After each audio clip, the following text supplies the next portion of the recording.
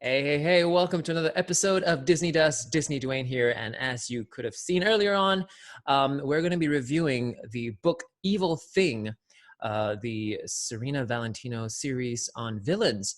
And this is the seventh book also on Cruella, and first time that we venture out of the fantasy realm where the Odd Sisters, if you're following, exist. And so we touch very little on that fantasy realm, but there is a link through Cruella's jade earrings, which you can see there on the other side.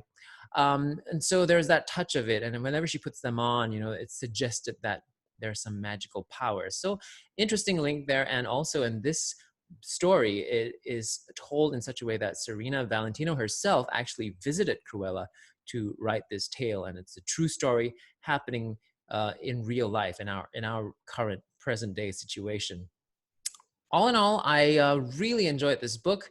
I'm going to give my rating right off the bat. I'm going to give it a 5 out of 5 because, or rather 4.5 out of 5, just because I think it was just delightful. Nothing to fuss too much over. I mean, it just flowed very nicely.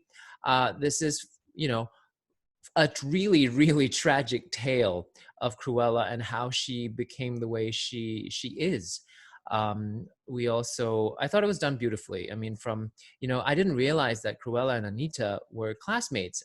Actually, this book fleshes out their entire story as best friends together and how they kind of like drifted apart. So that explains the movie, the animated movie, where Cruella at the start is already saying, "Look, Anita, I need those dogs, those puppies." Like that was never explained in the movie. How did that come about? So this book explains that to a certain degree.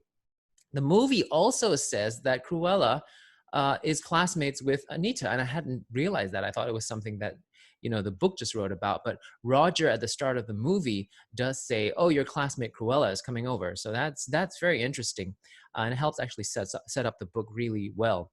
The tale is really tragic. Cruella is deluded and believes so much in pleasing her mom and that her mom is good and that she was just not doing enough and therefore deserved all the bad treatment from her mom, which is so tragic. And of course, that delusion and that wanting to please her mom had ruined so many of her relationships along the way. Anita's, the maid at home, the butler, right down to a husband that she meets that really loves her and loved her. And it's very tragic. And right up to the day, her mom still existed. It was never talked about, supposedly, in the movie, but her mom was still there. The fur coat and the everything was all about wanting to please her mom. So all in all, I thought this was such a great backstory to Cruella. And if I want to compare it to the visuals that I'm seeing of the live action movie right now, I would say this book actually would have been a better live action movie.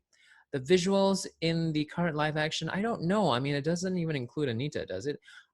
It seems pretty shallow. I mean, sad to say, even compared to the Glenn Close versions. I mean, you've had 101 Dalmatians and 102 Dalmatians live action. Also, there's this animated series, which I just discovered. It is the follow-up to the original animated movie, to where Roger and Anita moves to the countryside to accommodate the 99 new, or rather the 101 Dalmatians that they have.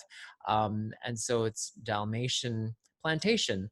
So that whole series is 65 episodes. And then following that, if you want to get into more 101 Dalmatian trivia, there is also another series that was done much later, 101 Dalmatian Street. I'm not sure what that's about, but I know it's on Disney Plus. You can't get the 101 Dalmatians original series, the one I talked about, the Plantation, in all countries. So you'd have to flip around if you have a VPN to see if you can get that on the catalog, but it's there. All right, I hope you enjoyed this little review, and I hope that incites you to want to read more about Cruella and Evil Thing. Please do give it a little read. I think it's very worth it.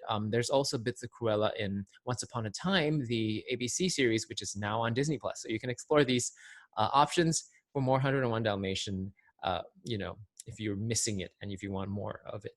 So anyhow, this is DisneyDwayne, and don't forget to subscribe if you haven't, like this video, and give it a thumbs up. And leave your comments in the comment section below. I'd love to hear more from you about what you think.